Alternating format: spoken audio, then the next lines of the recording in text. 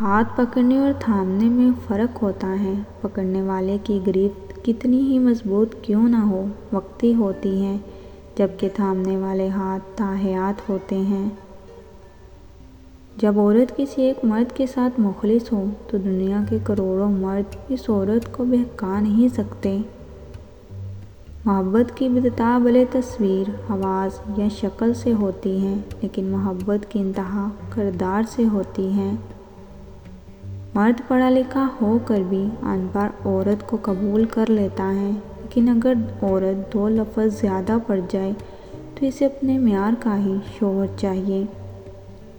پتہ ہے تکلیف کب ہوتی ہے؟ جب آپ سے کوئی اپنا بہت خاص شخص جھوٹ بول رہا ہو اور آپ سچ جانتے ہو۔ ناراض ان سے ہوا جاتا ہے جن پر مان ہوتا ہے کہ وہ منا لیں گے اور ہم مان جائیں گے۔ جس سے اعتبار اٹھ جائے، اس سے کوئی ناراض نہیں ہوا جاتا۔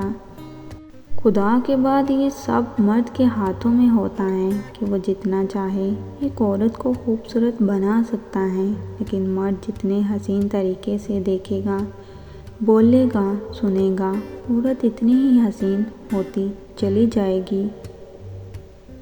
رشتے بنانے سے پہلے رشتوں کا تقدس سیکھیے۔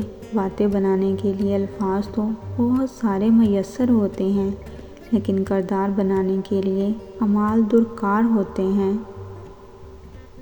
ایک سچی اور مخلص عورت کی محبت مرد کو سب کچھ بھلا دیتی ہے، اور جو چیز وہ سب سے پہلے بھولتا ہے وہ ایک بے وفا عورت کا دیا ہوا دھوکہ ہوتا ہے۔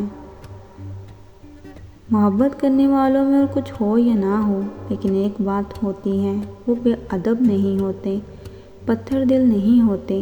دل دکھا ہو، جیسا بھی وقت ہو، بد دعا نہیں دیتے، بس مسکرا دیتے ہیں۔ عورت کی خوبصورتی شوہر کی عطائف اور مرد کی خوبصورتی اس کی غلطیوں کو نظر انداز کرنے میں چھپی ہوتی ہے۔ مرد کے لیے من پسند سے بڑھ کر کچھ نہیں ہوتا۔ دل کی کوئی شے بھی مرد کے دل و دماغ کو پرسکون نہیں کر سکتی، سوائے اس کی من پسند عورت کے۔ مرد کا جب عورت سے دل بھر جاتا ہے تو وہ 3 کام کرنا شروع کر دیتا ہے۔ اپنا لہجہ بدل لیتا ہے، عورت کے کردار پر انگلی اٹھانے لگتا ہے، مصروف رہنے لگتا ہے۔ محبت میں مرد کی سچائی کی پہلی علامت یہ ہے کہ وہ ڈرپوک ہوتا ہے۔ عورت نوجوان ہو اور محبت میں سچی ہو تو دلیر ہوتی ہے۔